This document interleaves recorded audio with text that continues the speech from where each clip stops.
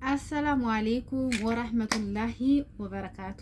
ውድና የተከበራችሁ ውድ ተመልካቾቼ እንዴት ናችሁ? ሰላም ናችሁ ወይ? እኔ ሰላም ነኝ አለሁ አልሐምዱሊላህ።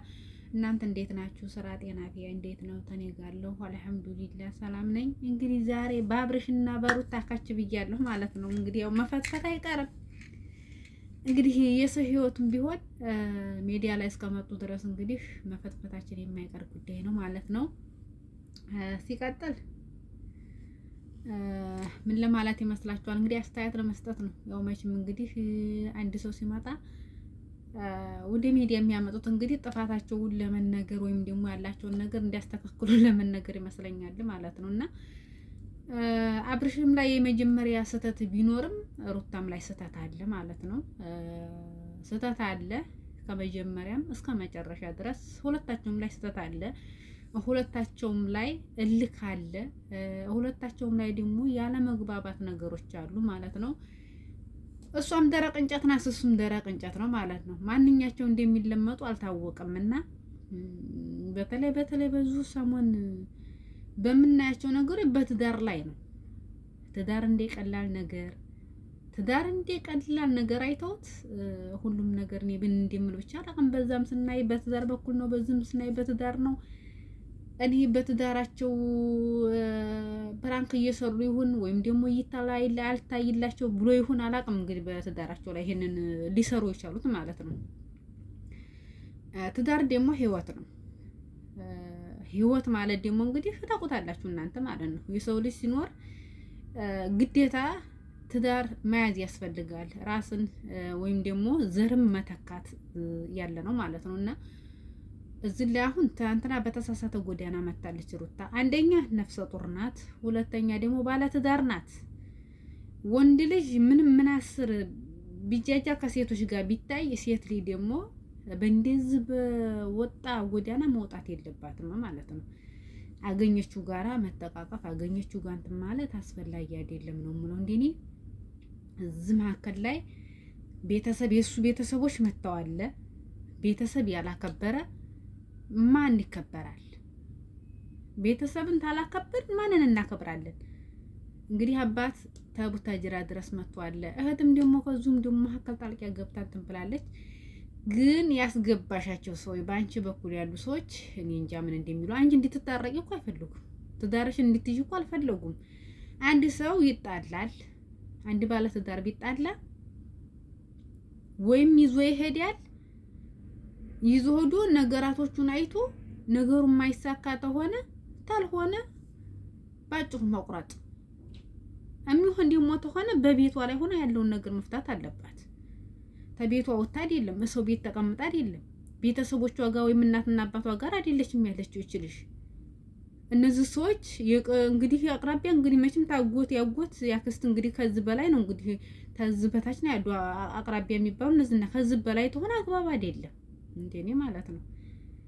ስለዚህ እነዛም ልጆች እነዚህም ወጣጤ እነዛም ወጣጤ እነዚህም ደመፈላ እነዛም ደመፈላ ሁለቱም እኮ ያኒ ምን ልበላችሁ፣ ሁለቱም እኮ እንትን ያሉ ናችሁ፣ ወጣጤ ናችሁ። ተሁለቱም ቦታ ያሉት ማለት ነው። አንድ እኮ ነፍስ ያወቀ የበረደ የለም።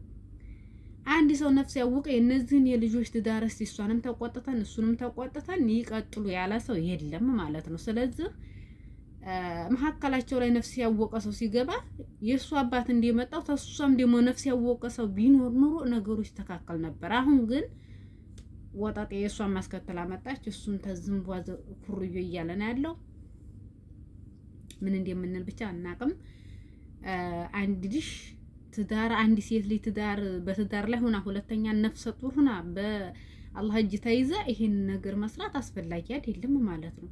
ነው የአብርሽ ልጅ አይደለም እንበል፣ የሱ ነው እንደ ልጁ። ይሄስ ነገር ያጠራጥራል። የሱ ነው እንደ ልጁ። እንዴ የቸገረው እርጉዝ ያገባል የሚባል ታውቃላችሁ? የቸገረው እርጉዝ ያገባል፣ የወለደች ገደል ይገባል ይባላል። ስትቸገር ወልዲያም ደግሞ የቸገረው ታለ ደግሞ ያሳድጋል ሰው ማለት ነው። ልጇ ሲያርግላ ገደል ሰደው ትሄዳለች። ያለ ሀገሬ ሰው። ለማንኛውም ጋይሶች እናንተ ኮሜንት ሲስጡ እናንተ አስተካክሉ ማለት ነው። መቼም እናንተ ናቸው እነ ትክክል እዛም ትክክል እዚህም ትክክል ሳይሆን እነ ትክክል አትበሉ፣ ሀቁን ፍረዱ ማለት ነው። ስለዚህ ነገራቶቹን አስተካክሉ። በሚስተካከለው ነገር ማስተካከል ያለ ነው። ጥሩ አይደለም እንደዚህ አይነት ነገር። ትዳር ተሆነ ትዳር ነው። ትዳር ደግሞ ታልሆነ ደግሞ የሰው ልጅ ባጭሩ መላቀቅ ያለ ነው። መላቀቅም ሆነ መፋታትም መጋባትም በእናንተ አልተጀመረም። ሚዲያ ለሚዲያ ተመንዘላዘል እንዴ! ሚዲያውን ሁላ እኮ የፍግመጣ ያረጋችሁት። አረ ማንን እንመን እንዴ? በዛ ማን ነው እንትና ይዞ መጣ ገትቶ ውብዬ ያለች ነፍሰ ጡር ናት። ሆዲያችሁ ያለው አረ ሆዲያችሁ ውስጥ ያለው ልጅ ሆዲያችሁ ላለው ልጁም ጨቅጫቃ ነው የሚሆነው። ሀቂቀቱን ወላሂ ሆዲያችሁ ውስጥ ያለው ልጅ ራሱ ጫቅጫቃ እንደሚሆን ምን አላይ ትሉኛላችሁ? ሙሰሊማ ምን አላይ በሉ። ግን እሳ ነፍሰ ጡር ናችሁ ትሪት የሚያደርጋችሁ ሰው ኑሮ ወይም ደግሞ በራሳችሁ ማንኛውንም ነገር ዝም ብላችሁ ታላደመጣችሁ ልጆቻችሁን ወልዳችሁ እስከምትጠቀፉ ድረስ በሶብር ዝም ታላላችሁ እንኘኘኘኘኘ የምትሉት ሆነ የምትነዛነዙት ሆነ ልጁ ከተወለደ በኋላ አንድ ጉራሽ ስትጎርሽ ኛኝ ይልልሻል። አሁንም ደግሞ መልሰሽ እንዲህ ስትያን ደግሞ ሸንተሽን እንኳን ሸንተሽ መመለስ ራሱ አትችይም። አቋርጠሽ ትመለሻለሽ ሽንትሽን። እንዲያው ያለው ጨቅጫቃ ነው የሚሆነው ልጅሽ ማለት ነው። አያስበላሽ፣ አያስተኛሽ፣ አያስለብስሽ፣ አያስተኛሽ ምንም ማድረግ አትችይም። ምክንያቱም ሆድሽ ውስጥ እያለ መጨቃጨቅ፣ ንዝናዜ፣ ጭንቀት ነው የለመዲው። ስለዚህ ጥሩሳ ነገር ያስተማርሽው እንዲሁሳ ውስጥሽ እንኳን የሆነ ነገር ቢኖር እንኳን የሆነ ነገር እንደዛ አድርገሽ ነገሮችን በልብሽ ይዘሽ ዝም ብለሽ አመቀሽ ይዘሽ ልጅሽን እስከምትወልጂ ድረስ ዝም በይ። ልጅሽን ከወለድሽ በኋላ ከዛም በኋላ ያምራል። ልጅሽን ወዲህ ጓዲ ያስተኝተሽ አንቺ ዝም ብትጨቃጨቂም ያምርብሻል ማለት ነው። ላኪን ግን በሆዲሽ ውስጥ ልጅ ይዘሽ እንካ ሰላንቴ ውሰር መልስ እንደዚህ ነው እንደዚህ ውጣ ውረድ፣ ይሄ አግባብ አይደለም ማለት ነው። እና ምን ልላችሁ ፈልጌ ነው፣ አዛን እያለ ነው። ቆይ እሺ ጋይስ ተመልሻለሁ ማለት ነው። እና ምንድነው የምለው ሶስተኛ ጣልቂያ ማስገባቱ ጥሩ አይደለም። ከተቻለ በራስ ቁጭ ብሎ ነገራቶችን መፍታት። በራስ ካልታቻለ ደግሞ እናት አባት አሉ፣ የሷም እናትና አባት አሉ፣ የሱም እናትና አባት አሉ። ከልጆች አልፎ ማይቻል ከሆነ መቼም ቤት ሲፈርስ እናትና አባት ዝም አይሉም። ወይም ደግሞ የልጅ ቤት ሲፈርስ እናትና አባት የሚያስደስታቸው ነገር የለም ማለት ነው። ስለዚህ በእነሱ መካከል ያኔ እነሱ መፍታት ካልቻሉ ነገራቶችን እናትና አባት ያለውን ነገር እሱንም ታው ብለው የሱ ቤተሰቦች እሷንም ታይ ብለው የሷ ቤተሰቦች ነገራቶችን በቤተሰብ መካከል ፈቶ ነገራቶችን ማስተካከል ማለት ነው። ስለዚህ አንድ ሰው መቼም አይሳሳትም ማለት አይደለም፣ ይሳሳታል። ስህተቱን ደግሞ ለወደፊት አንድ ሰው ይማራል፣ ይታረማል። ድጋሜ በዛ ጎዳና ላይ ድጋሜ መቼም ይሳሳታል አልልም እንደኔ በራሴ ማለት ነው። በዛ ጎዳና ላይ ሚስቱ የማትፈልገውን ነገር ወይም ደግሞ ባሏ የማይፈልገውን ነገር ትሳሳታለች አልልም እኔ በራሴ ማለት ነው። ስለዚህ በአሁኑ ሰዓት ምንድን ነው ያለው ያን የሞቀ ትዳር ለማፍረስና ያን የሞቀ ትዳር ለመበተን ግብ ጣልቃ የሚገቡ ሰዎች አሉ። ለምንድን ነው ጣልቃ የሚገቡት ብትሉ መቀኝነት ስላለባቸው ነው። ያችን ሴት እዛ ሰውዬ ላይ ደምቃ ስላያት ለራሱ ለማድረግ ስለሚፈልግ ነው። እሱም ደግሞ ያችን ሴት በሱ በኩልም ደግሞ ያለ ሴት ደግሞ ያንን ወንድ እሷ እጅ ላይ ስላየችው ደምቆ ስላየችው ከሷ መንጥቀው ወደ ራሷ ለማድረግ ስለምትፈልግ ነው። አንዳንድ ጊዜም እኮ ጓደኛ ብላችሁ ያዟቸው ሰዎች ለእናንተ ፊት ለፊት በፊት ጥርሳቸው መልካም ሊሆኑ ይችላሉ። በስተጀርባ ግን ጩቤ ሆነው ነው የምታገኟቸው። በአሁን ሰዓት እኮ ጓደኛ የለም ከስንት አንድ እንጂ ተስንት አንድ አላህን የፈራ ልታገኙ ትችላላችሁ። በአብዛኛው ግን ያለው ምንድነው አስመሳይ ነው። አስመሳይ ፊት ለፊት ላይ የሰው ለዛ ለሰው ጓደኛ ሆኖ ወይም ደግሞ የሱን ህይወት የሱን ትዳር የሚያስተካክል ወይም ደግሞ ለሱ ያለው ቦታ ለሱ ያለው ቦታ ይመስላችኋል። አስመሳይነት ነው። እናንተ የምታውቁት መቼ ነው? ስትጣሉ ወይ ስትቸገሩ ወይም ደግሞ በሐዘንም ወይ በደስታ ነው የምታውቋቸው እነዛን ሰዎች። ላኪን ግን እናንተ በዛን ሰዓት አልተረዳችሁ ማን ነው የሚነግራችሁና ለቤታችሁ እንትን የምትሉት? ህፃን ልጅ እኮ አይደላችሁም። በአሁን ሰዓት ወደ ሶስተኛ ነፍስ እየገባችሁ ወደ ሶስተኛ ነፍስ እየገባችሁ ነው ያላችሁት። ስለዚህ እኔ የምለው ጣልቂያ የምትገቡ ሰዎች ሴቶችም ሆነ ወንዶች በሰው ጣልቂያ የምትገቡ እንደው ንቅት ሊያርጋችሁ ቢስሚላ እንደው ስራችሁን ይንቀለው።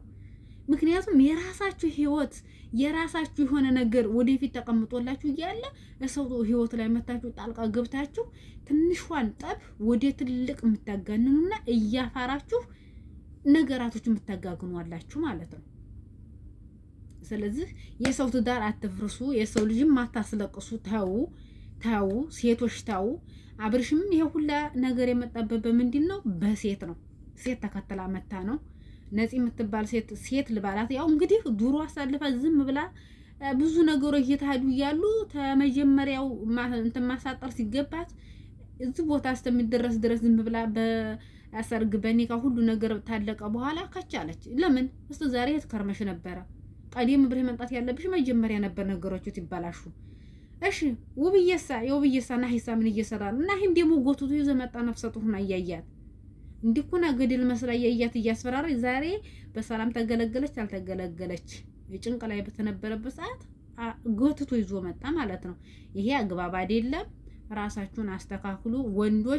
ወንዶች በተለይ ለኛ ቦታ ይኑራችሁ። እኛ ሴቶች ደግሞ ቤታችንን የምንወድ ሰዎች ነን። እንደ ማንኛውም ሰው አይደለንም። አንድ ሴት ላይ በትዳር ላይ ተሆነች በኋላ ወደ ቤቷ እንጂ ወደ ውጭ የምትለው ነገር የላትም፣ የምትመለከትበትም የላትም። ወደ ቤቷ ግን ምንም ይሁን አመለካከቷ ቤቷ ላይ ነው። ከቤቷ ውጭ የምትመለከትበት ነገር የላትም። ቦታ ስጡ ለሴቶች። ፍትህ ለኛ ለሴቶች። አትጫኑን፣ አትገርፍጡን፣ አትሰድቡን። ሴትም ደግሞ ገትታችሁ አትንጡብን። ለቤታችን እኛ ቀላል አይደለንም። ባካችሁ ነው የምለው። እንደኔ ላይክ፣ ሼር፣ ሰብስክራይብ እያደረጋችሁ ቤተሰቡን ውድ የሀገሬ ልጆች ቤተሰቦች፣ ጓደኞቼ ለምታበረታቱኝ አመሰግናለሁ። አዲሶችም ደግሞ ቻናሌ ሰብስክራይብ እያደረጋችሁ ተቀላቀሉ። ቤተሰቡን እላለሁ በአክብሮት። እኔ እህታችሁ ኡሙ ሰሊማ ነኝ። የመከነ ሰላማ ወግዲ ጫቀታ ያላችሁ ቀልቀል በሉ ወደ መከነ ሰላም